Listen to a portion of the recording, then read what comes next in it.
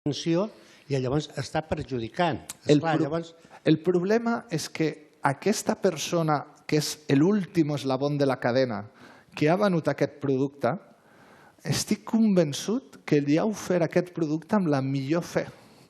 I estic convençut que aquesta persona que està aquí baix, que és el senyor de l'oficina, que tan bé em portava o em porta un bé des de fa 15 anys i que em pagava els rebuts i tal, doncs ho ha fet amb la bona fe. El que passa és que, com que sempre, i sobretot en els últims 15 anys, del 92 al 2007, ens han anat tan bé les coses, pensàvem que el senyor del banc era un tio collonut. I ara ens hem adonat que ja no ens en podem fiar. I aquest és un gran problema que té la banca i tenim nosaltres, que és la pèrdua de confiança al sistema bancari. Ja vas al banc i dius, ui, cuidao, la cartera... Sí, però tot això són plantejaments que ho fan els bancs. Si ara un ciutadà ensopega amb una rajola que està mal posada, l'Ajuntament és el responsable subsidiari. No, si jo no defenso els bancs. Llavors vull dir que al final és responsable l'entitat que ha venut. Jo no seré qui defensi els bancs, perquè a mi em fastidien tant com a vostè. No, a mi no em fastidien. No, perfecte, escolti, que bé. Doni'm una tarja del seu banc. Però, m'entén? Jo no seré qui defensi els bancs. De fet, el que estic dient és que hi ha un gran conglomerat de bancs, els millors bancs de l'Estat i internacionals, que el que prefereixen és assumir uns riscos en renta variable deixant-nos un capital que no tenim simplement pel cobrament d'una comissió o d'un interès diari. Però això és immoral. Parlem clar, això és immoral. Immoral? És com si algú es posa a vendre droga...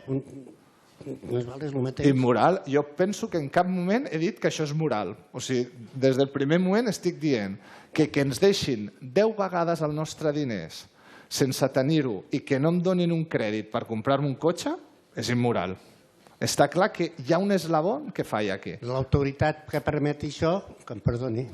No, està clar. Políticament tornem al que deia el senyor. Llavors, la segona pregunta meva era respecte a la prima de risc. Sí.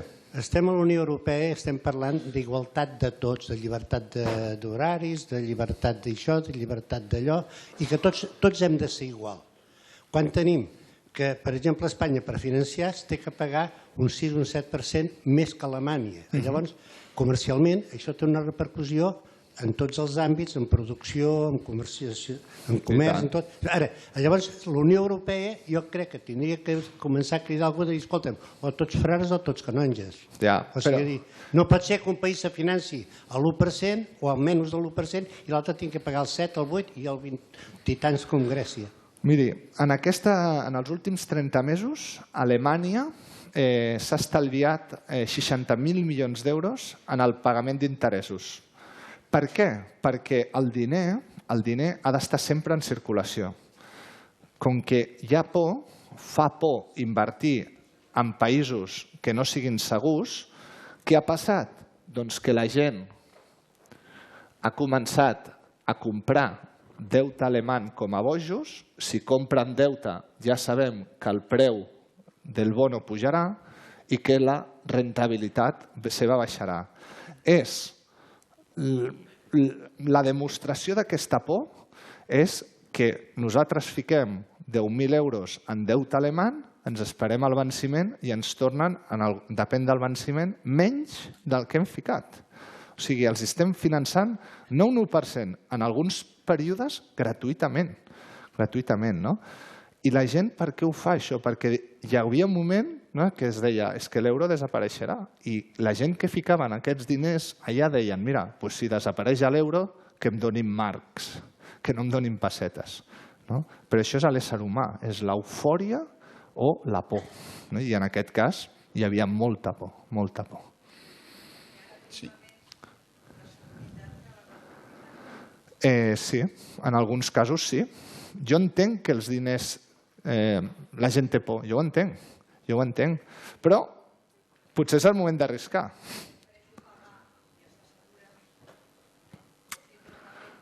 Jo això ho trobo absurd, ho sento. O sigui, jo pagar a un país que té el deute que té a nivell públic, com és Alemanya, perquè és que Alemanya sembla que sigui un estat exemplar, i a nivell de deute públic està com Espanya, més o menys, no està molt, molt millor. Nosaltres tenim el problema del deute privat i de les empreses, està clar. Però jo ficar uns diners a rentabilitat alemana i que em tornin menys, doncs mira, me'ls quedo a casa i punto. Ja. No, clar. És l'explicació, clar, l'explicació és aquesta. I per què a Londres els pisos estan tan cars i no han baixat res? Doncs perquè està tot ple de diners espanyols i grecs. Com que és tan difícil obrir-te un compte a Londres, però la gent es compra un pis. Una cosa, com no fa gaire el govern espanyol va dir que el tipus... O sigui que encara l'any que ve tindríem un decaïment al país. Però la Comunitat Europea va dir que seria 3 vegades més. Potser seria bo comprar, veure si es acaba d'arreglar d'una vegada i nosaltres podem sobresurt. Jo què sé, no ho sé. Però vull dir que si són 3 vegades més, això pot cridar que hi hagi gent que digui, goita, doncs Espanya vagi avall. I ara mateix... La Comunitat Europea ja ens ho dona 3 vegades més amb decaiguda. El que està clar és que hi ha una crisi de confiança també a nivell polític. Jo penso que donar aquestes previsions a vegades massa optimistes com està donant el govern espanyol sí que a nivell internacional se'ns mira molt malament perquè s'ha de ser realista. O sigui, si estem malament, doncs diem, mira, estem malament i ja veurem. Però no podem dir, no, l'any que ve estarem ja en recuperació. Bueno, és que és molt optimista, perquè si no és que sempre sembla que donem missatges erronis, de desconfiança, i al final el que nosaltres necessitem és que el diner estranger confiï en el nostre deute perquè facin pujar això i facin baixar això. Si fan baixar això, els bancs es podran finançar més fàcilment i podran donar el crèdit més als petits, mitjanes empreses, emprenedors, persones físiques que voldran consumir. Perquè al final, mentre la rentabilitat del nostre deute estigui per dalt, és impossible que el crèdit arribi als particulars i que aquests particulars acabin consumint. Què penses? Voldria que marxessis sense l'oportunitat. Què penses de les agències? Bueno, jo penso que es descalifiquen. I ja en aquest exemple de Lehman Brothers, doncs penseu que quan Lehman Brothers va fer fallida tenia la màxima qualificació, que era la AAA, i al final ha quedat demostrat. Però totes són agències americanes, no hi ha una agència de qualificació europea. Jo penso que des de no sé quin organisme també ja seria hora que hi hagués una agència de qualificació europea, que no fos Standard & Poor's, Moody's o Fitch, i que tinguéssim una opinió, almenys des d'aquesta banda del món. Sí? Doncs em diuen que he arribat al meu temps. Moltíssimes gràcies per l'atenció, espero haver-vos ajudat.